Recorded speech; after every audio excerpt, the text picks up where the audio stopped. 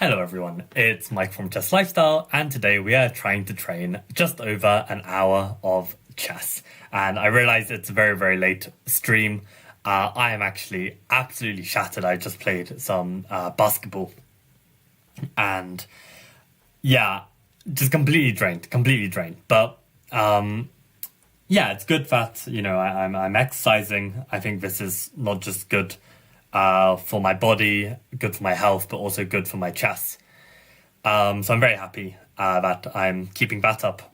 And normally I go to basketball with Dylan actually from Chess Lifestyle, but Dylan's still on holiday, and I'm quite proud of myself for showing up even without Dylan, which probably sounds like not a big deal, but I mean, I don't know. I think in recent years I'm way more introverted than before, and yeah, I think just showing up and playing, just despite everyone else being quite a close-knit community for several years, I think this is something to respect for myself. But yeah, but before I get into today's training,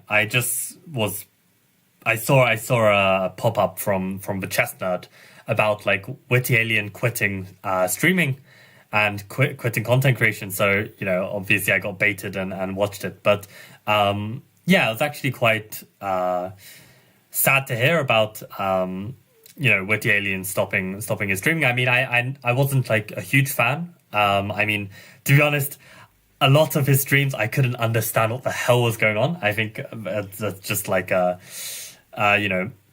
two different minds working at different speeds, and I couldn't really follow along. But I mean, I could relate a lot to the kind of setbacks he was having with regard to health, both physically and mentally. And there was a time, actually, a long time ago, maybe like back in 2021, where I was actually, I think I'd even filmed a quitting chess lifestyle video, and I was just done. I was just done with content creation. Just didn't fancy it. But somehow I didn't post it. And I definitely think the way I use the channel now is a much healthier way. Like, I'm not thinking about growing the channel. I'm just literally using it as an outlet, using it as some motivation to put in some extra training.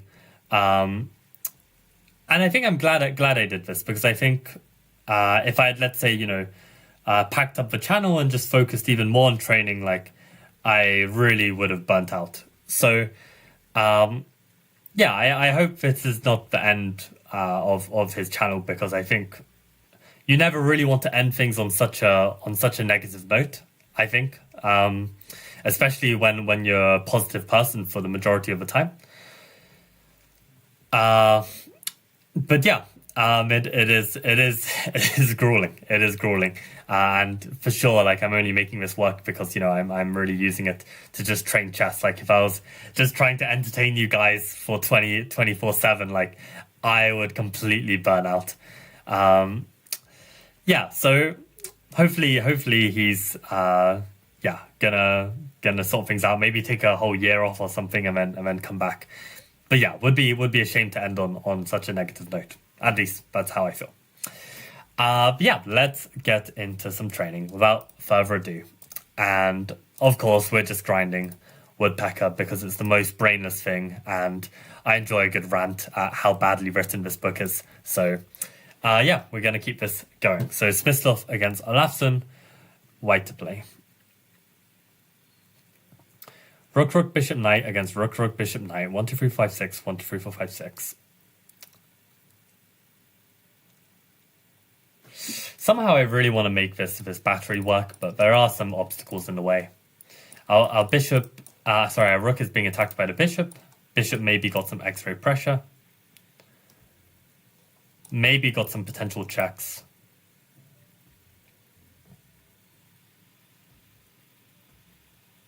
Maybe taking on b7 to expose the king. Yeah, what about takes on b7? Because we give a fork.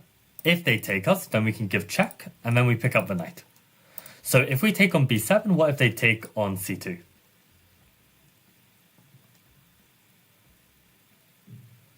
I guess we can take one of the rooks, probably this rook, so our knight can escape more easily. And wherever the bishop moves, I can move my knight, and if they take my knight, then I take their bishop, so I think this is winning. Okay, so they grab an extra pawn. That's fair enough.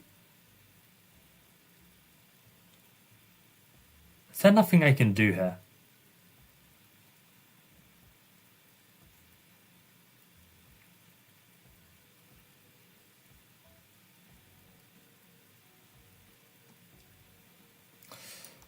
maybe knight f7, but then there's rook f8.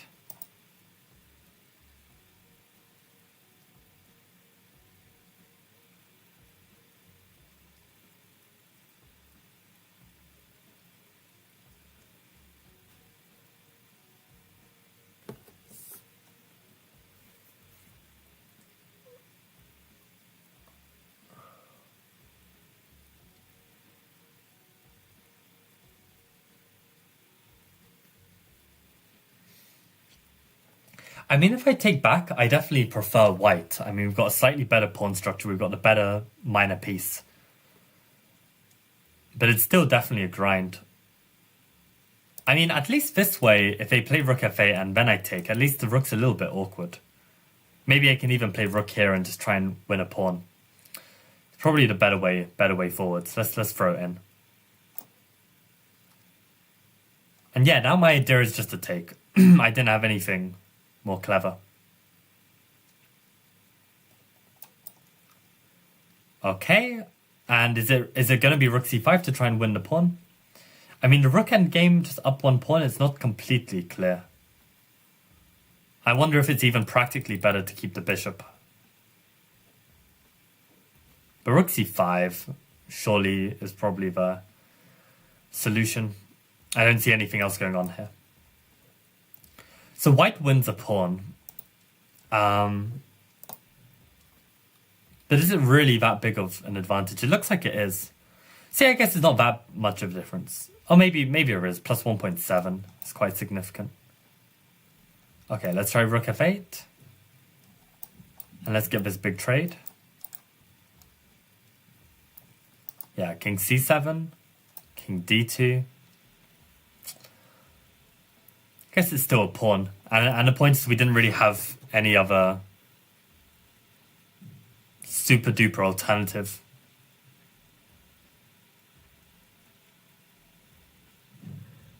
I mean, how else would we be making use of the bishop? I keep touching my thumb, and you know when like a basketball just like lands on your thumb and it just completely like kills it. Yeah, I need to not aggravate it, I think. Okay, let's do the next one. That was good. Immediate reaction is rook e7, and then queen f6.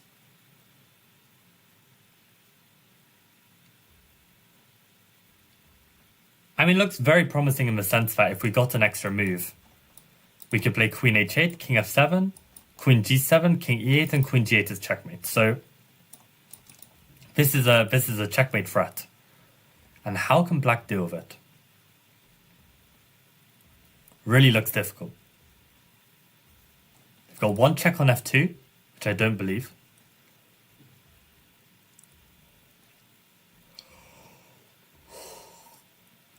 I think that's just winning.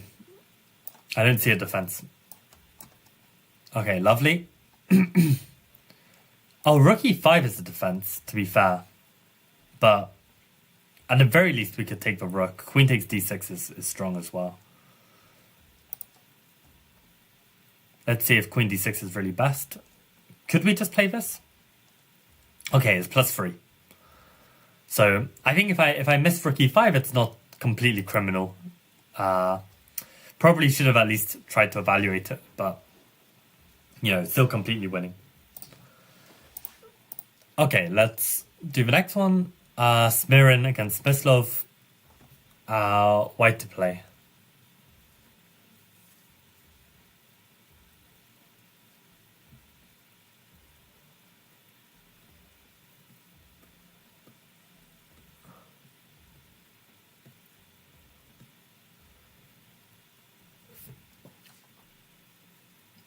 Okay, we've got queen, rook, rook, bishop, bishop, knight, knight, queen, rook, rook, bishop, bishop, knight, knight.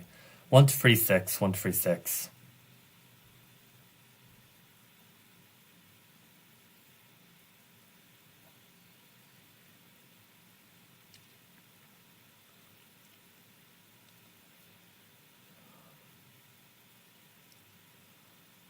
Oh, I'm gonna have the best night's sleep of my life after this.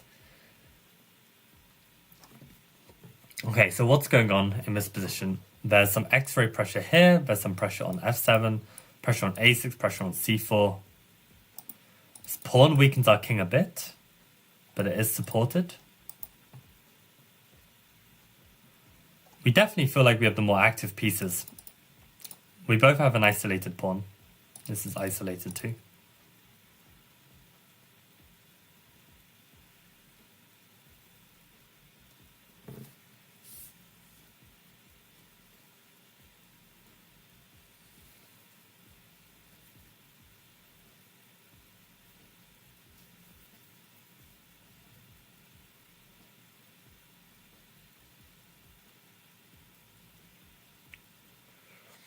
I don't really want to allow the trade, which is why knight takes f7 really stands out.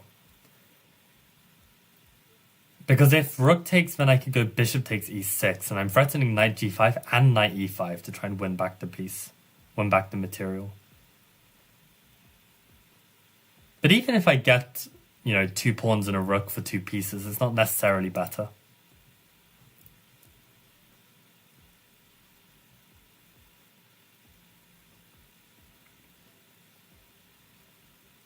So, okay, what candidate moves do I have? Before I just tunnel vision knight f7. Do we have any checks? No. Do we have any captures? Yes. We got knight takes f7, we got bishop e6, we got knight takes c6, we got bishop takes e7. And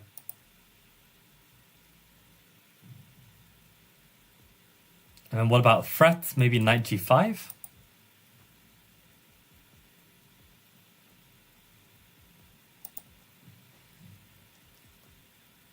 Okay, so let's look at this knight f7. If king takes, and probably bishop takes, king e8 forced.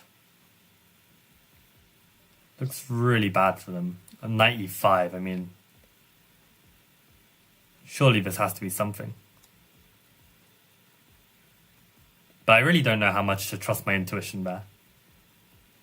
Like, maybe there's some miracle defense that black can hold. So, okay, knight f7 is just complicated. It looks really good, but it's just complicated. So, let's just consider our other moves first. If we go knight c6, we are threatening to win the knight and the queen. So, let's presume that they have to take back. In which case, I can take on f8. They can take back.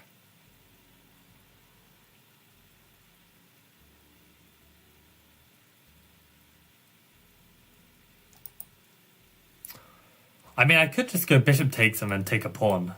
But giving up my bishop pair in such an open position, it does feel wrong. Especially for a weak pawn on c6.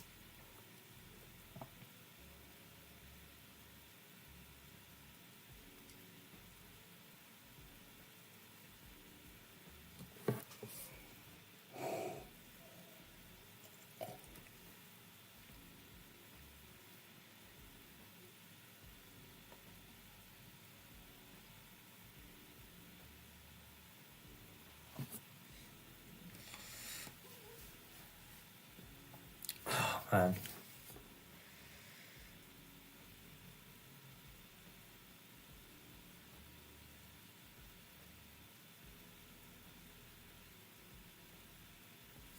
Definitely feels right. I mean, knight f7. After king takes, I also have knight g5. Maybe that's just better. And wherever the king goes, then I just go knight takes e6. That's a more sure way of getting back my material. Knight f7 really looks like the way to go. Do I have to play dynamically here? Does it make sense to? Like, what if I were to just put the bishop back on b3? Is black actually unraveling? Like, do I need to go all in for this?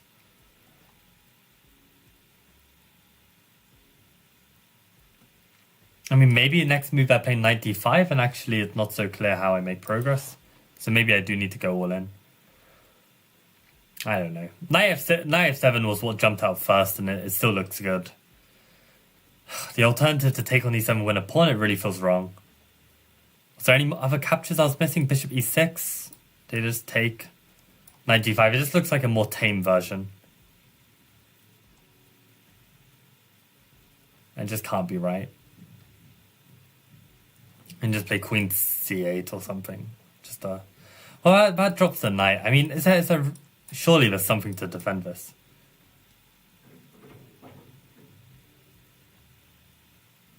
I don't know. It just looks like it's not that big of a deal, even if it is.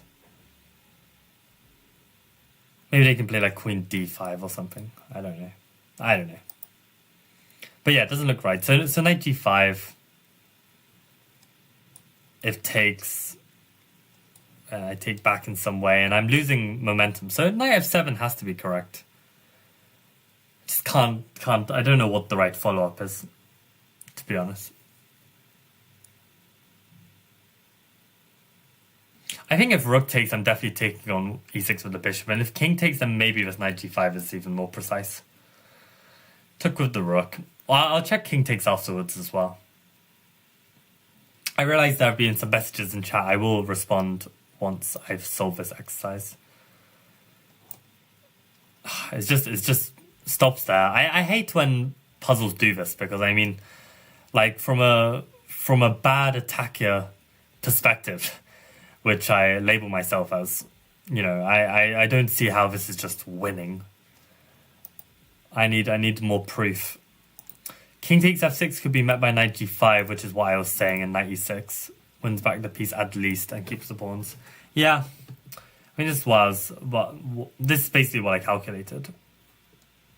I did stop where they stopped, but I wasn't convinced, you know? So if rook takes bishop e6,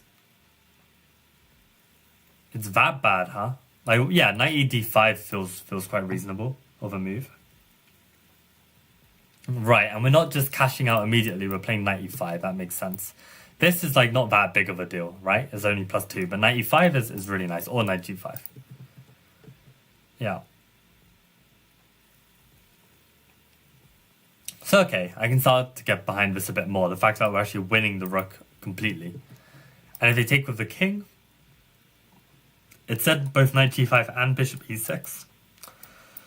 Bishop e6, king e8, I felt like this should be winning, but I couldn't see a knockout blow immediately. I did suggest a move here, though. What did I suggest? I think I suggested knight e5, which is up there. And I did suggest knight g5 as well. King g8. And then knight takes e6. Again, wasn't crystal clear to me. Oh, but this is actually coming with check. Oh, but they can take with the king. No, they can't. So, okay, this is just way worse than I thought. Yeah, maybe I just had to look a little further to, like, understand actually that in most cases, or all cases, I'm actually just winning the rook as opposed to just winning an exchange. So I have a much bigger material advantage. Must be knight takes f7. Yeah, I mean, this was my feeling as well, right? I had this intuition that it must be, but couldn't quite justify it. Nice. After king 8, more than one good move, says Peter, and bishop c4 was Peter's suggestion. Interesting that you'd be looking to trade the bishop, Peter, because it makes... I like this engine suggestion of bishop b3 if you're going to try and reveal the rook, because you just keep the bishop on, right? I don't think this bishop is so useful in the defense, whereas this bishop's more useful in the attack. Also, welcome Ahmed Chess to the stream. How's it going? I don't have money to buy the course. Yeah, that's not a problem. Yeah, I've got 2 courses, by the way. I've got Benoni course on YouTube and Seafood Venom on Chessable. And hopefully, fingers crossed, there will be a publication date soon for the Gergonetza Modern, although I've been saying that for months, I understand. I'm 1900, what should I do? I mean, first of all, what does 1900 mean? Are you saying FIDE? Are you saying Lichess? Are you saying chess.com? Are you saying Blitz? Are you saying Rapid? Are you saying Bullet? What kind of style are you? Like, what are your strengths? What are your weaknesses? I mean, like, 1900 doesn't tell me anything. So yeah, probably want to look inwards a bit. And if you don't know how to look inwards, then buy a book called Chess for Tigers if you can get a secondhand copy. Chess for Tigers is a great book. Why is Bro streaming in his godforsaken hour? Well, it is a Friday, and I haven't streamed today, and I didn't get the time. Actually, I've recently heard of this technique called time boxing, and I tried to do it today, and it kind of half worked, half failed. And the premise is basically like the first thing you do in the morning, or the last thing you do before you sleep, is you write a to-do list, but you're a bit more specific on how long each of the to-do list items last. And because I don't have, a 9-to-5 job, I've aimed to basically try and work 8 hours a day. And by work, I also include exercise. So the basketball taking 3 hours of my day, that counts as work for me. So 8 hours of productive work. And I almost managed it. But it was actually quite motivating, I think, that once you know how long each activity takes, you can kind of organize your time a bit better. And the idea is that you just want to get into a habit of making this to-do list every morning or every night, just so that your next day is productive. You don't plan for what you're doing later than that. It's just a daily kind of thing. So I tried it today. I think I will probably write one for tomorrow. I don't know if it will be first thing in the morning or last thing at night, but whichever case, I think it was pretty worthwhile. Okay, let's do another. Smistov against Timon.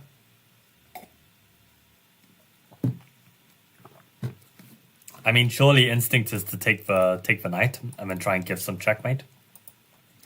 But of course, yeah, we don't have the classic h7, f7 because there is a bishop here. So okay, what's going on? We got queen, rook, rook, knight against queen, rook, rook, bishop, knight. We got 1, 2, 3, 4, 5 against 6. Okay, so we are a pawn and a piece down, but obviously we have a huge attack. So what else is there to note? The queen is kind of cut off from the defense due to this pawn. Bishop is pressuring our rook. Black has no checks except for f2, which is harmless. Black is underdeveloped. White has got this in the attack. The rook on f1 is not great. But that does mean that if the bishop takes it, it's not that big of a deal. It's not like the rook was useful anyway. So what candidate moves do we have? Well, we've got 1 check, we've got 2 check, 3 check, but these are just surely got to be bad. But 1 check, we've got 1 capture, we've got captures here and here. Do we have threats? Knight e6 threatens checkmate in 1, although it is not safe.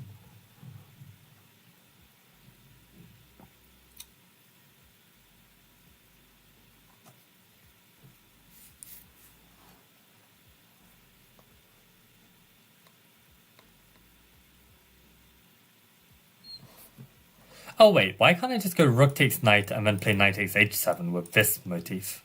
That looks very strong. So that's an idea as well. So okay, let's just start calculating. Let's just look at the check just for 1 second. Just can't be good. So okay, rook takes f6. They don't have to take us back. They could take here instead, but then I take on f7 and they still don't have a check. Except for queen takes f2, which is trash. So okay, rook f6, pawn f6 we can assume. And then we've got a few different moves. We've got taking on h7 with the queen. We've got taking on h7 with the knight. Knight e6 is still garbage. So okay, rook f6, pawn f6. Let's try this. Knight h7, threatening checkmate on f6. Now, black can try and defend this with both queen takes c3, rook d6.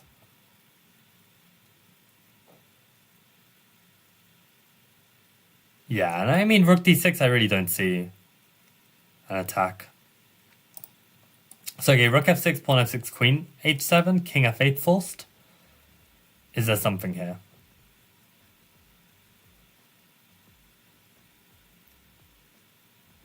Could play rook e1, just threatening queen h8 with checkmate. The doubled pawns means the f pawn cannot move.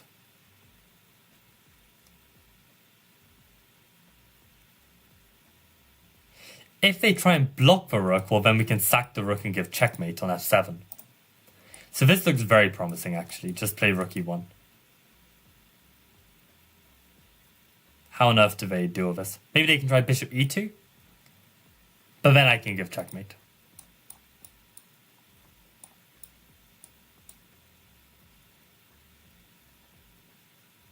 Yeah, it looks very, very strong. Okay, I think I'm happy with it. And just rook e1. So bishop e6 was played. My instinct, my calculation was just to sack it and then give mate on f7. But if I take this, what if my opponent doesn't take back? Can he give some checks that annoy me? He's got one check, I can go king g2 and there's nothing. There's no like queen b7 or something. You can give a check with the queen on any of these squares, but I don't think it does anything. Oh, maybe it does. Rook e6, queen c1, king g2, and they take on g5. But then I've still got queen h8. So yeah, this is just winning. Nice. Okay, we'll take that.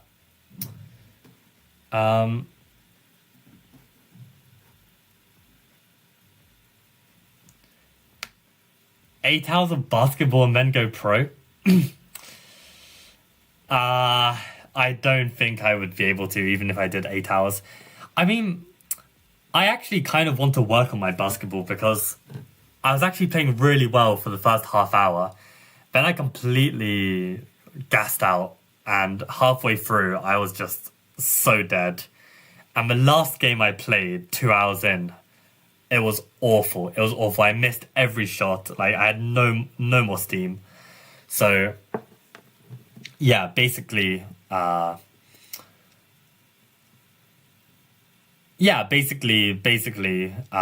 want to improve this fitness, but at the same time, it's like hard to find the time. Like, it's hard to motivate myself.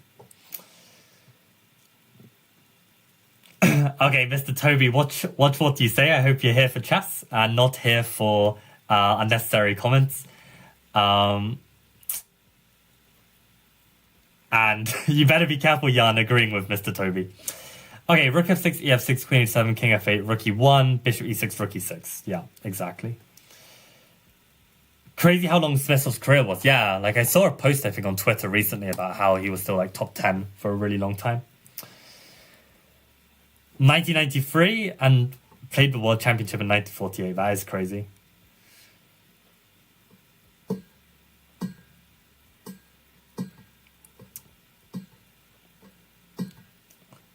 Yeah, I don't know. I think I was like okay at sports at like kind of like an all-rounded player at sports when I was younger. And definitely with a strength of like hand-eye coordination as opposed to like leg-eye coordination. Like I was shocking at football. But hand-eye coordination, it was better, so. Okay, Smyslov against Lembit. Also, welcome Josh to the stream. Welcome Jan. Welcome Toby. I think I said welcome Peter already. Let's keep up the training. So.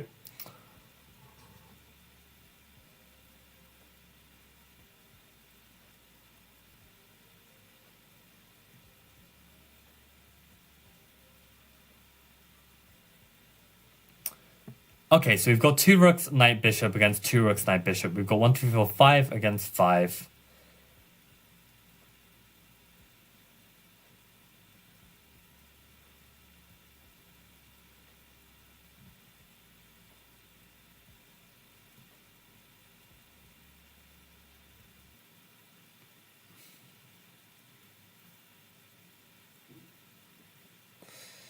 Okay, so.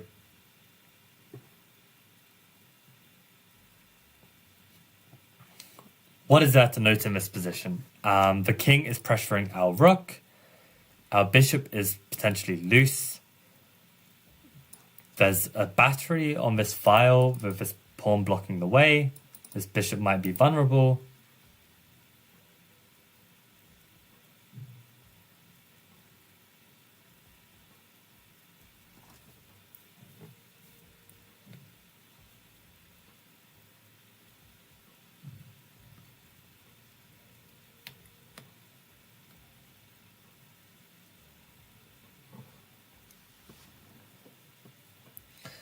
Okay, so what ideas do we have then? I mean, there's also some X-ray pressure like this, X-ray pressure like that, X-ray pressure here, tension on the bishop, I think I already mentioned. Okay, so what ideas do we have? What checks do we have? Just to be sure, check here, check here. What captures do we have? We can take in a number of ways. On e5, we can also capture the bishop. What threats do we have? Maybe we can play king f3 to defend and try and push g4.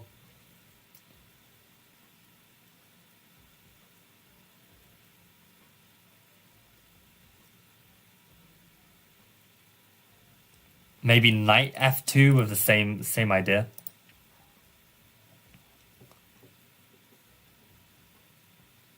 Okay, so checks, captures threats we've done. So I think those are our candidates. So let's start with our checks. If we give g4 check, if they have to retreat with their king somewhere, then we can take the bishop and we're up in points at the very least. So g4, what if they take on e4? Do we have a really nice follow-up? Not really, because f4 is hanging as well. That's the issue. Like, we can't go like knight f2 or something because they take on f4. Unless we're giving checkmate there. Bishop d2 check forces king g3 only move. This would be unbelievable if this is mate. Probably rook g1 check. So then king h2 or king h4 is forced. King h2. This feels also like long variation, wrong variation, but g4, king takes e4, knight f2, king takes f4, bishop d2, king g3, rook g1, king h2. Maybe we've got at least a draw with rook h1 check, but I don't know if draw is what we want. And same with king h4, we can always do some perpetual. So okay, if we're really in trouble, then we could try this, but we should look for other stuff. What about our other check? Rook takes e5. Probably we just take with the knight. Don't see the logic in this. Unless now we go g4, but yeah, we're already down material.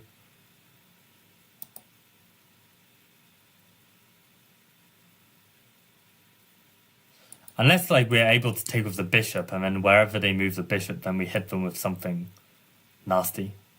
I don't really see it. So okay, what about our captures? If we take the bishop, they take the rook.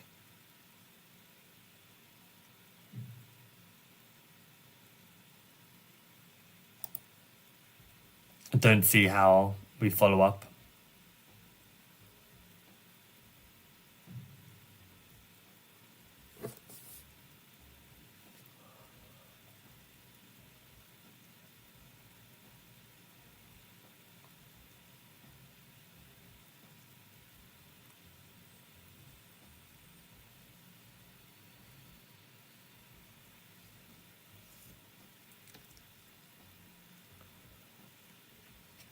Yeah, none of the captures on e5 seem to make any sense. And the capture on g5 doesn't work. So the last thing to check is this king f1. King f3, sorry. King f3. We are threatening the bishop. What if they just move away? Guess we can give a check. This looks pretty good.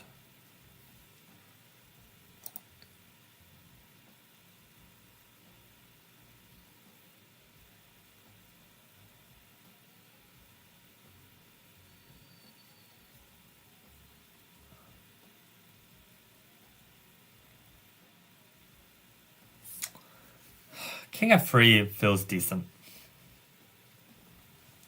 Is it more decent than just going all in with g4 though? There's really nothing else to see here, right?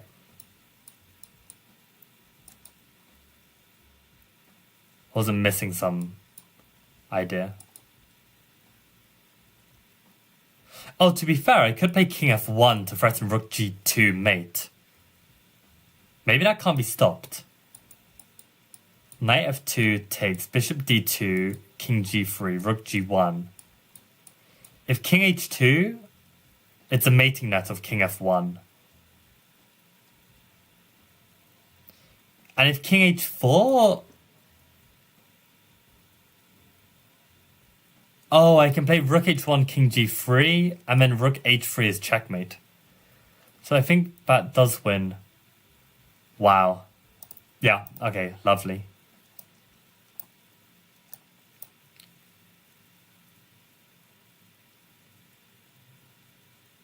Wow, so the mating net is here, which does not make any sense to me because surely black can just push e4. If they push e4 and bishop d2, then they just run. I really thought that I'd calculated this the whole way through. King f1 is mate. Okay, so I was correct about that. And what did I miss here?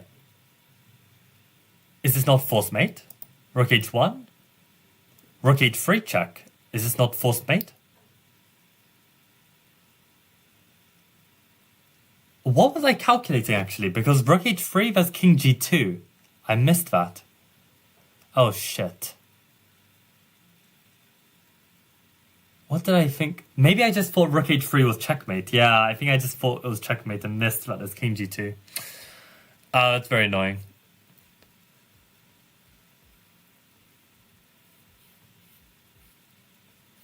I thought that king f1 was winning, but missed the move bishop takes d2 and suddenly it's lost. So it turns out in this position, we have to be very precise with rook g1 here. Did anyone find that? I'd be really impressed if anyone found rook g1. g4, king e4, knight f2, king f4, rook g1. Peter, you nutter. Rook g1 with the threats. And if e4, knight h3 is mate, are you serious? Jesus Christ. Wow, how do you even see that? Because, I mean, it looks like knight h3 doesn't ever work because there's king e4, but the point is after e4, then it blocks that move and knight h3 is mate. That's ridiculous. I wonder, Peter, did you see this move after we got to this point and you were trying to justify what happens after e4? Because I see, like, your message was near the end. But if you saw all of this beforehand, I mean, that's really awesome. That's really awesome. Rook g1. I could never. Yeah, knight h3. Beautiful. Absolutely beautiful. Oh. I wonder in this position, if king f3 is just slight advantage for white. It is, right? Plus 0.7. So, I mean, this is the thing, actually. I mean, if you I got the right move by chance. Or I incorrectly got the right move because I didn't see the correct follow-up. And if I don't see the correct follow-up, I should always play king f3. Unbelievably, this is actually good after g4. Wow. Keeping the king stuck. That's another very tempting move if I had seen g4, but I didn't consider it. King f3 probably should be played.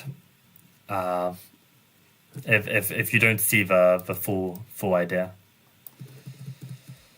So g4, king takes, knight f2. Yeah, it even takes Stockfish a second. But bishop d2 is just draw. Wow. Yeah. And then you mess this game up.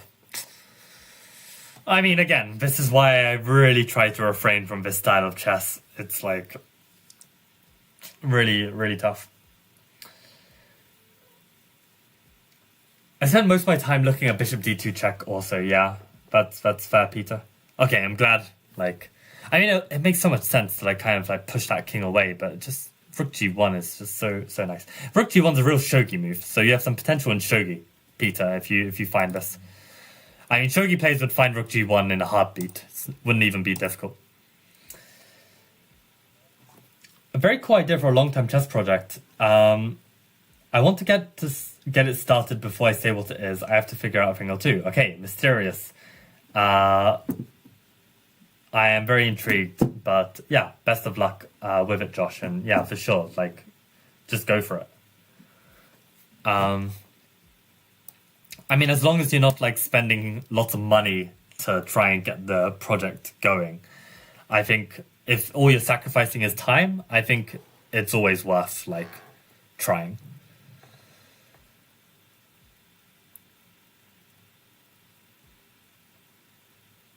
Why is Rook C8 not just completely winning? Isn't there going to be like some fork that is just game over? Like if King H7, then you got Rook H8 check, and then you just pick up this up with two extra pawns. And if they can't come this way because there's a knight. So it's just not just winning.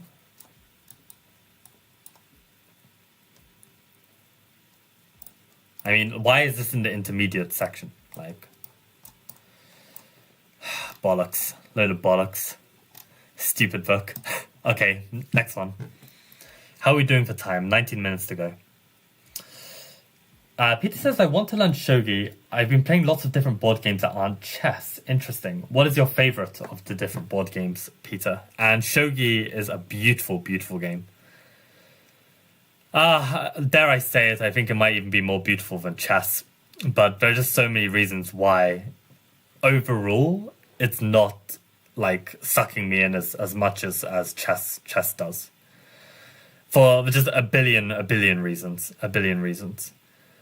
But when I compare like the games just in isolation, I do think it's a better weighted game than chess, to be honest. I think it's what chess like. I think like it's a much more accessible game to the club player. Like in terms of like the style of the game. Like you see how kind of chess has gone in terms of like the top 2700 level play. It's just not very fun for like, you know, it's just not very fun to play that top level, whereas in shogi it stays fun, I think, because it's just weighted better. I don't even know if that's a hot take.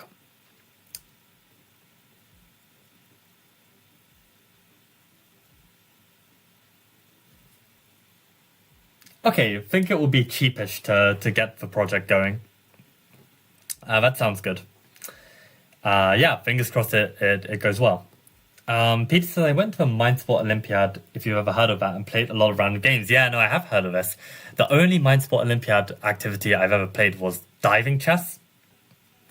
And I came, I think I scored like 3 out of 4. So I came like, you know, joint third or something, which gets you absolutely nothing. Except that like your lungs are like dying.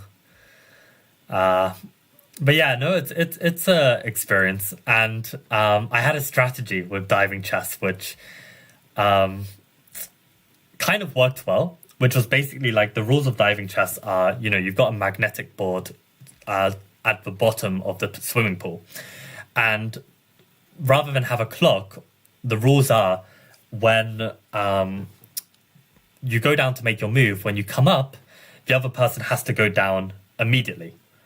So if they don't, then they get a warning, and if they get multiple warnings, then they lose. So what my strategy would be is, because I don't have the best lung capacity, I would basically go to the bottom of the pool, make my move almost immediately, and then go back up. And because I was going down and up so quickly, it kind of pushed the game into like a fast blitz or bullet game, and just try and outplay them on the board. And while I'm up, I can also be thinking of the position as well. And of course, you know, the diving chess players aren't, you know, GMs or something. So it kind of worked. And then I also had more time to rest in between rounds. So, you know, it was fun. A documentary on diving chess came out literally today. Crazy. With Alex Freeland. That rings a bell. But I don't know for sure if I know who he is. Okay, Smyslov against Ingbrandt, white to play. We got Queen, Rook, Rook, Bishop, Knight against Queen, Rook, Rook, Bishop, Bishop. I mean, I don't feel like the diving chess is that serious, to be honest. I mean, I recognize that it's like skillful, but it's still a gimmick. Like I feel like all of these kind of games that like combine two things together. I mean, there used to be this initiative that there was this game called Choker, which is a mix between chess and poker. Horrible name.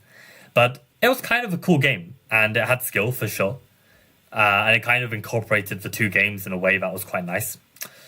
But it's just like it's just too gimmicky. Like I can't get serious about stuff like this. Like I really am a sucker for like games with a lot of history, even if objectively, they're not weighted as well as, some hybrid games or some modern games. I don't know, just my feeling on it. Okay, I'm getting very distracted. 3-6, 3-6-7. Okay, so we're pawn down. They've got bishop pair. Got bishop on the line of their king. The knight can jump to h4, potentially. What is the best? I mean, once the knight moves, maybe we get the queen in as well. This is like somewhat exposed. Maybe some idea. This is underdeveloped. This is trapped on f8. Maybe this square is vulnerable given that this is a pin. Okay, so what candidate moves are there? There's also X-ray pressure on the queen. X-ray pressure on the king.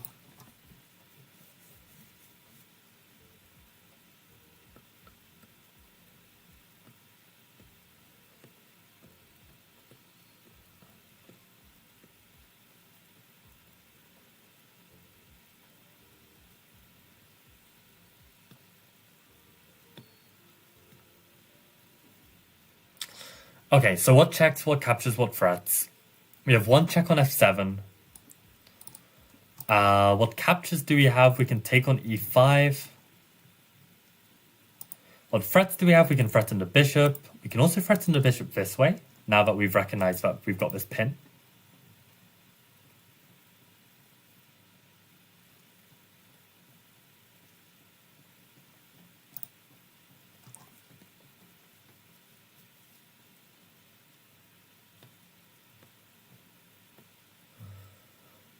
Okay, so bishop f7, I don't know, queen f7 looks fine for black. So what about captures? Knight e5, bishop e5. Maybe I could play queen d5 there and try and win that piece back. And maybe I do. Because the f pawn is pinned and black's so awkwardly placed. So knight e5, maybe that just wins the pawn. I mean, knight h4 is very tempting, but bishop h7, and what are we really doing? Knight d4, again, looks flashy, but where's the knight going? So knight e5 might just be it. Knight e5, bishop e5, queen d5. I would love to win that pawn back, isolate the f-pawns, maybe even get the bishop pair if he tries to take my knight. Looks really good. I think let's play it. Oh, I'm gonna cry. Well, queen h5 is so unnatural. So unnatural. Queen d5 is a blunder. Rook d8, queen e5, rook e5, bishop g6 is not so much better for white. But yeah, we were a pawn down. I've isolated their pawns. I've gotten rid of the bishop pair. Like, I was satisfied with this. So maybe that's the issue. But queen h5 is apparently winning. Wow. Numerous threats remaining. Did anyone get queen h5? Did Choker try to sponsor you? No. I mean, I only know Choker from, there was like a Buka British University Chess Championships event where I think Choker was doing some like side hustle. I actually ended up making up like a kind of Choker game for my chess students. Like not incorporating like the betting element, but like kind of some kind of hybrid with cards and chess, which some of my students really liked.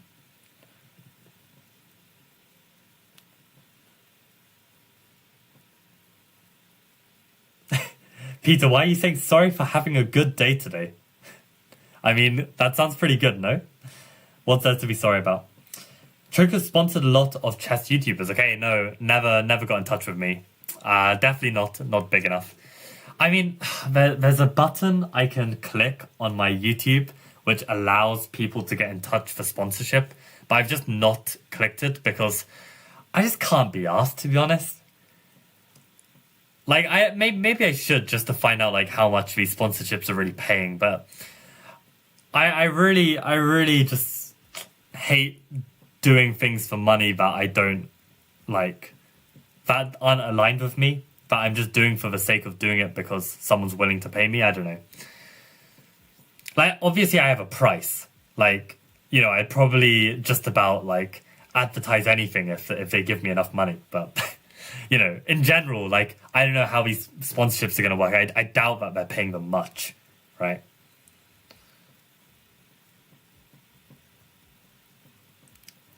A good day is in keep solving the puzzles well. I didn't see you put an answer up though, Peter, for Queen H5. If you found Queen H5, big respect. Queen H5. To be honest, I don't understand it. Why can't I just go Bishop G6? There's Queen takes G6. Okay, fair enough. And if they go Bishop H7, then we can go Rook takes E5. So I guess this is better than Queen D5. Queen 5, Rook D5. Rook D8, Queen E5. I guess I was just satisfied playing that position out. But yeah, Queen H5 is just so much better. Fair enough. Again, not my style of position, but yeah, no, it's nice. Okay, we've got Grant against Smyslov. Queen, Rook, Rook, Queen, Rook, Rook, Knight, Bishop, 4 against 3. So we've got Knight and Pawn against Bishop. What is going on in this position? Our king looks extremely weak due to this Rook C2. I would even be afraid of Queen takes B3 ideas. But Rook C2 is obviously huge. We've got an X-ray on their king. Queen is loose. Maybe some X-ray on the bishop. X-ray on the pawns. Knight E7 is a check. Knight F6 is a check. Rook G7 is a check. So it feels like, you know, it's going to be tempo dependent and we're probably just in time to get something going. And maybe we have the endgame to fall back on, although, even though we're up a pawn, these are looking very weak. So, okay, let's consider our checks. So we've got Knight E7, we've got Knight F6. Queen D8 looks really bad. Maybe Rook G7 to weaken the king.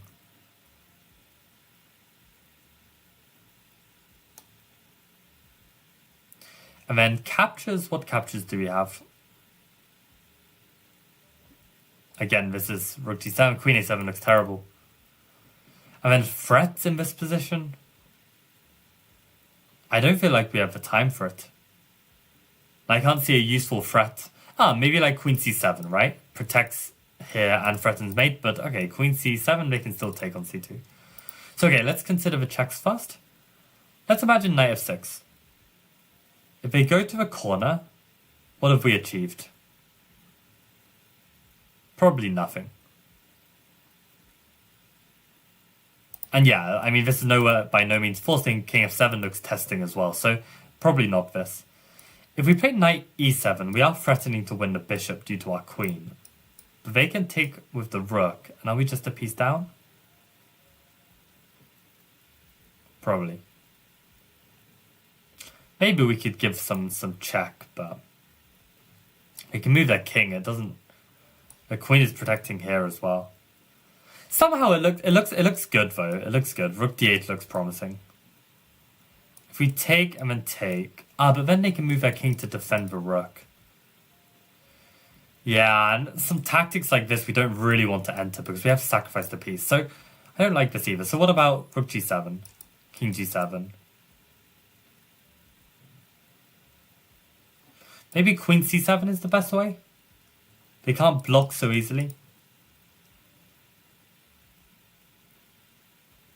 What if they go King H8? We really need a check there.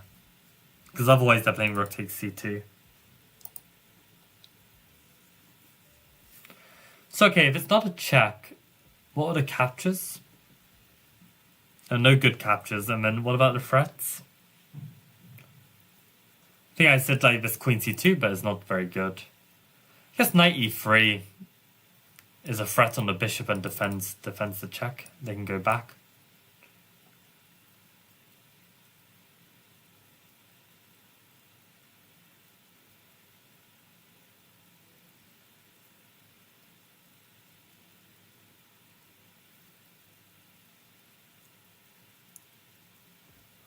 Yeah, really tough to say which one is most promising there.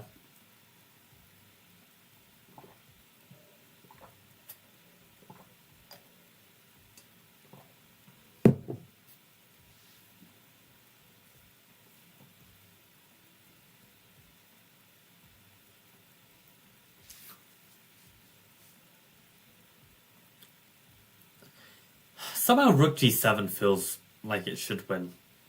Rook g7, king g7, queen c7, king h8. We've got no queen e5, no queen c3.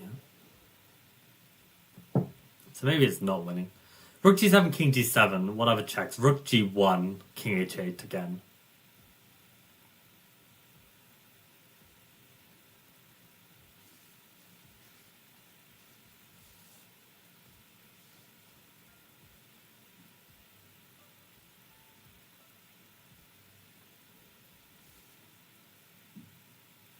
So maybe it could be this knight e7 line, right?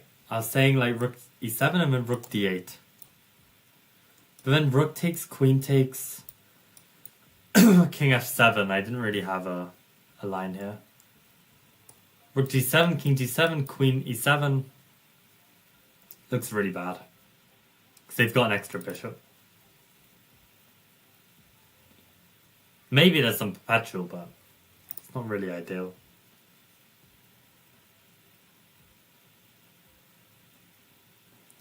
In knight e3. Let's say they go back.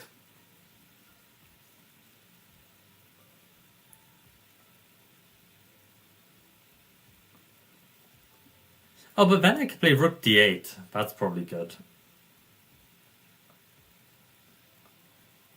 And if takes, queen f8.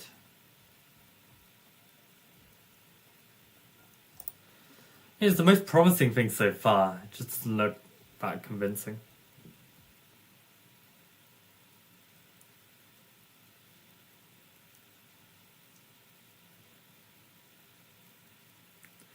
I wonder if there's a candidate move I'm missing here.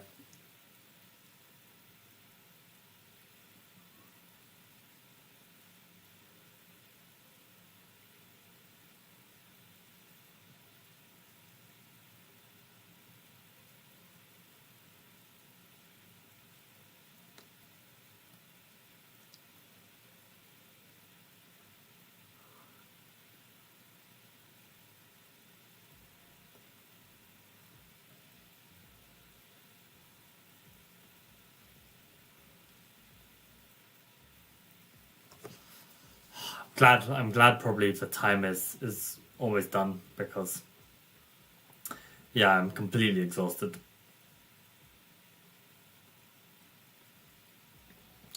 You know, as it stands, I'm probably playing this knight e7, but I'm really not convinced.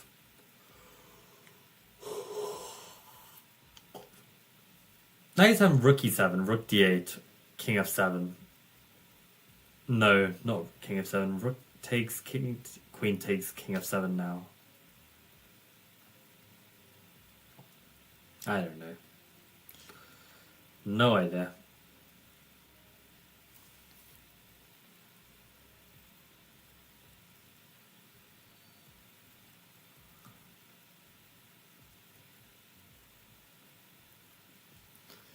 Maybe this knight e3 was better. Really losing the plot.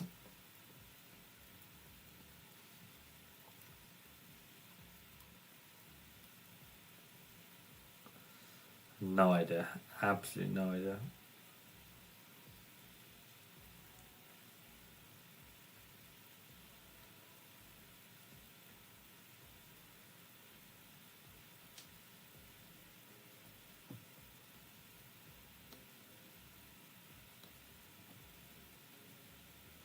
Knight e3 makes sense, you know, just protect c2, open up the rook to bring it in, block off their rook. I mean, it looks like a fantastic move.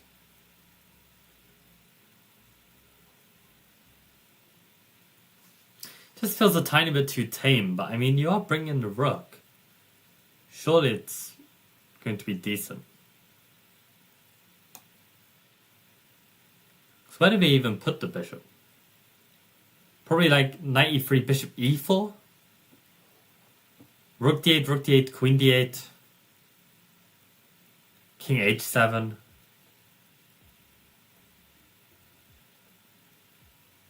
I don't know, my time is running out. I don't see a better move than knight e3. I don't think it's going to be correct. Knight f6. I mean, this was my first instinct, but I just thought it was garbage. Did I not see rook d8 as an idea in combination with it? Did I just say king h8 and black is fine? I might have said that. I don't remember what I said. Maybe if someone can remember what I said. Why did I not? I didn't look at it again though. That was maybe an issue. Maybe I should have. But okay. I think I said king h8. I didn't see a follow-up. And then I was like, there's also king f7, king f8. So I was just being lazy. And I didn't want to calculate. But king h8, of course, is just checkmate in 2, which I didn't see. Which is kind of bad. And knight f8. I didn't trust king f8, but king f7 felt annoying. But king f7, I can play queen c7 probably. If they take my knight with the king, then I can queen takes g7, king e6 forced. Queen d7 check, king f6 and rook d6, maybe? But again, really not completely clear. What if they block, then I can go back queen g7 with checkmate, I think. Yeah. Yeah, I should have considered this a bit more because the king is exposed.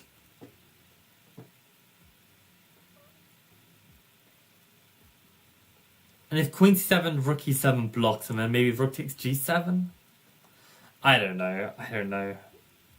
I can believe it though. What are people saying about knight f6?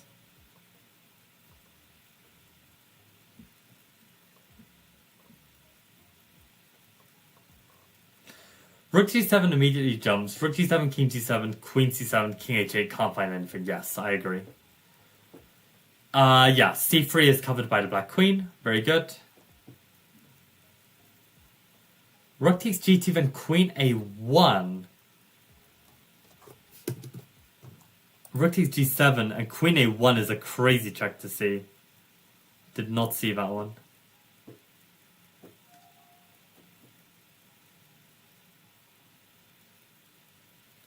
Yeah, actually, if rook g1, and then you go king h8, then queen a1, that's crazy. Queen a1 is beautiful. Did not see that move. But bishop g6, and black is nothing more than a repetition. Wow. Oh, I mean, this looks so winning.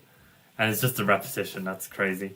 Yeah, screw this attacking chess. Good job, Holker, for finding queen a1. That's really nice.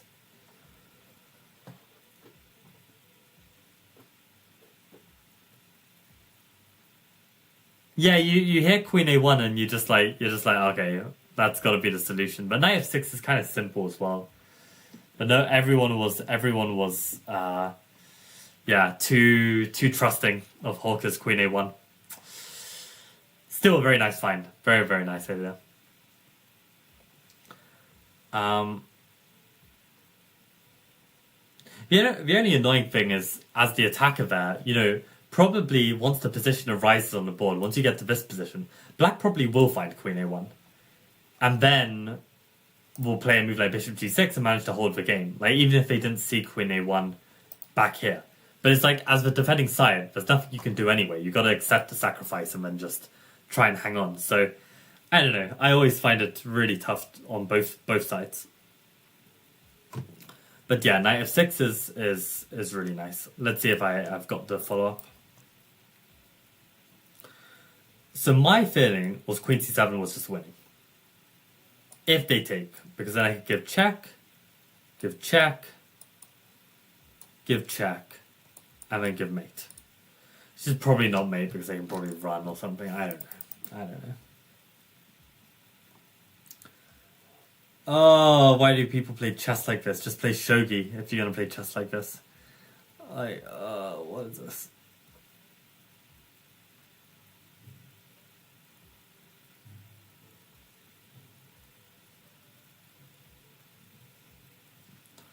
I mean, queen c7 feels like the only reasonable move. I think I've got to play it. Queen c7, king takes f6 though. I'm already forgetting what was my move. What move did I settle on? I think I just said knight e3, right? I've got to check knight e3 afterwards and see how bad it was. The thing is, queen c7 is also rook e7, which I'm not sure how I feel about. But no, after queen c7, rook e7, there was rook takes g7, which I felt quite good about. So, okay. Queen c7, king takes f6. What if I give a check now, before taking on g6? If they play king e5, then I've got queen e7. And if they block... Well, here I've got mate. And if they block for the bishop...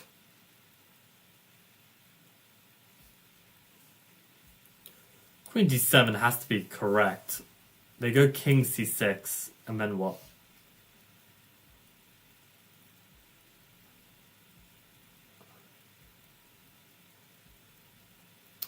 I'm so tired, guys. I'm so tired. Probably queen g6, king f4, practically forced, and then rook g4. Because if they ever go to e5, then I can take the bishop with check. So I think that wins. What did I say the move was again? Give check on d6. Oh, we did this, but here I thought this was fine. So rook g7, king g7, queen e7.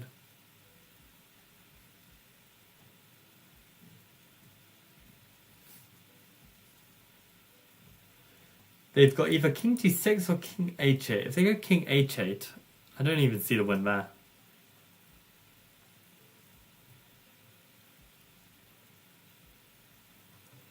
Maybe it's just rook g1? And there are no good checks. But you'd always have to worry about, like rook g1, maybe they could sack on c2 or something. No, but then we're delivering checkmate in one move. No, they're not sacking on c2, but they're playing a move like queen f4 or something. And if carelessly you go king b1, maybe then they sack with check. And I don't think we've got king b2 because they can give like some check here. I don't know. But rook g7 has to be played. I mean, there's nothing else. I know, of course Axel Smith will stop here. Rook g1 is winning. But I mean, it's not clear to me after queen f4.